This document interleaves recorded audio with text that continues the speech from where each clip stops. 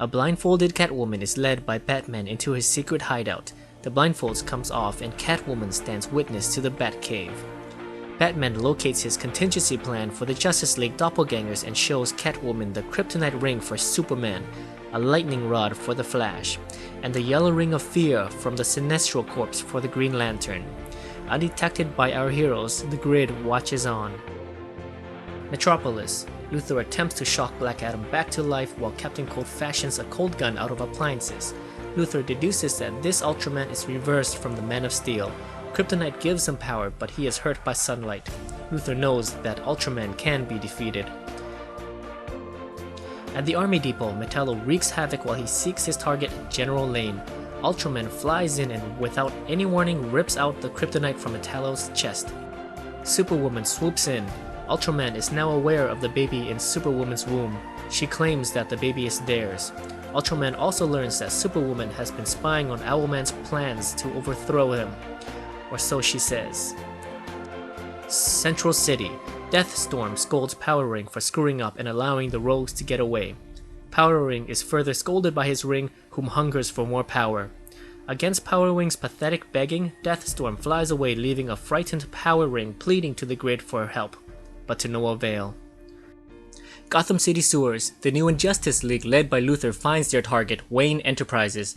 They crash through the ceiling and discovers a surprised Batman and Catwoman. A green explosion erupts and Power Ring makes his appearance with the aid of Deathstroke and company. An all-out war breaks out. Seeing no way for an easy victory, Batman puts on the Yellow Ring of Fear and transforms into the Yellow Lantern. Green and Yellow clash, but Power Ring gains the upper hand by removing and destroying the Yellow Ring of Fear. An overconfident Power Ring gloats but is shot down by Sinestro himself. The battle rages on, but without Power Ring, Sinestro catches up to his frightened prey. In a last-ditch effort of bravery, Power Ring fights back but is easily overpowered. Sinestro grabs hold of Power Ring's arm and in one swift move chops it off. Deeming Power Ring to be too damaged, the ring flies off seeking a new host. A weakened Power Ring is now free of its master and says thank you. Sinestro accepts his gratefulness with death. The Batcave. A missing kryptonite ring causes Ultraman to lose his temper in front of Superwoman and Owlman. A message from the grid informs the Syndicate of Power Ring's death and that his ring has released a pulse that can be felt across the multiverse. The Syndicate meets up in time to witness a red tear in the sky. Ultraman says that the creature that destroyed our world has found us. Wayne Enterprises. Deathstroke is convinced by Luthor to betray his team by killing Copperhead. Luthor's team wins the battle and gains a new ally. They face off with Batman, but instead of fighting, they discuss their hatred for the Syndicate. Sinestro enters and announces the death of the Green Lantern Pretender. Luthor convinces Sinestro to join his alliance and offers Batman the same deal. Batman agrees to join only if he is in charge. Catwoman disagrees.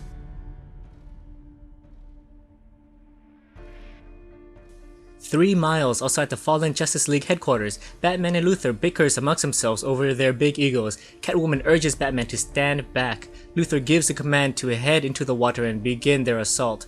Arriving at the fallen watchtower, Batman hacks in and opens the doors. Shocked, they witness Nightwing hooked to what Grid calls the Murder Machine, a unit designed to hold Doomsday. Moments later, Alfred contacts Owlman to inform him of the break-in. Alfred enters the room where the masked prisoner is kept, but Manta grabs him by the neck and ends his life and declares they all die. Captain Cold comes out of the shadows and wonders if the prisoner is a member of the Syndicate. Batman approaches the Murder Machine and offers an apology to Nightwing. As the countdown begins, Luthor deduces that Nightwing is attached to a bomb. Nightwing warns Batman that the bomb is attached to his heart. The bomb only stops if Nightwing's heart stops.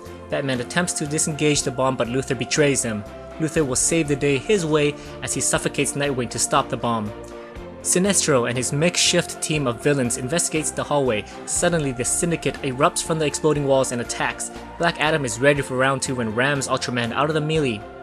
Back in the prisoner chamber, Cold releases the restraints. Suddenly, Johnny and Atomica enters and attacks. Atomica keeps Manta busy but cannot enter his wetsuit. Johnny removes Cold's gun, but unbeknownst to him, the gun is voice activated. Positioned at Johnny's leg, Cold activates the blast. With a swift kick, Cold removes Johnny's leg from his body.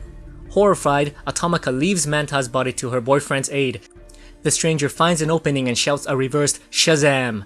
Lightning races through the skies and breaks up the battle between Adam and Ultraman and strikes the stranger. The thunder shakes the compound and knocks many to their knees. Johnny crawls to Automata and Batman, taken by his rage, strangles Luthor. The prisoner grabs Johnny and snaps his neck, ending Johnny's life for Cold and Manta to witness. The stranger turns to Cold and Manta, stating that he is Alexander Luthor and he will kill everybody.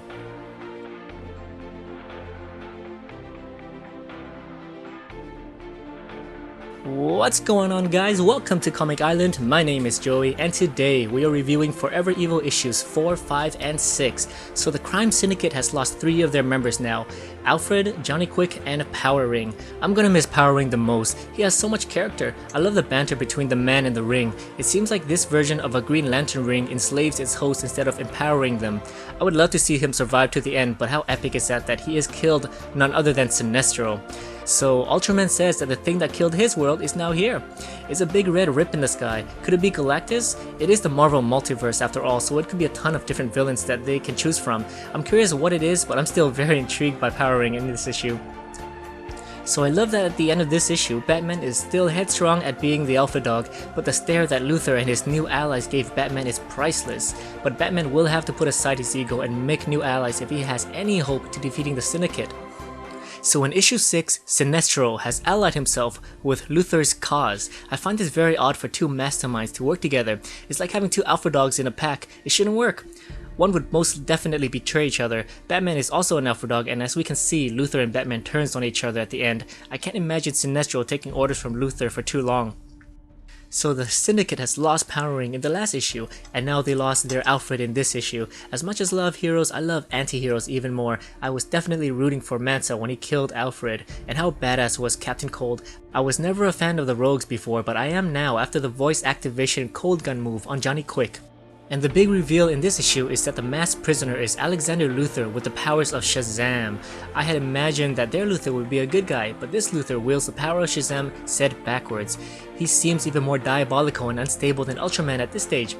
What throws me off is, where is Alexander Luthor getting his powers from? In the DC universe, our Billy Batson gets it from the wizard Shazam that lives in the Prime universe. So are they saying that the Alexander Luthor's powers of Shazam can transcend the multiverse? Or is he leeching the Shazam powers from the Prime universe? What do you guys think? Let me know in the comments below. Anyway, the final review for Forever Evil issue 7 is coming soon, so watch out for that. Thank you so much for watching my review of Forever Evil's issues 4, 5, and 6. If you enjoyed this video, please like, subscribe, and I'll see you next time.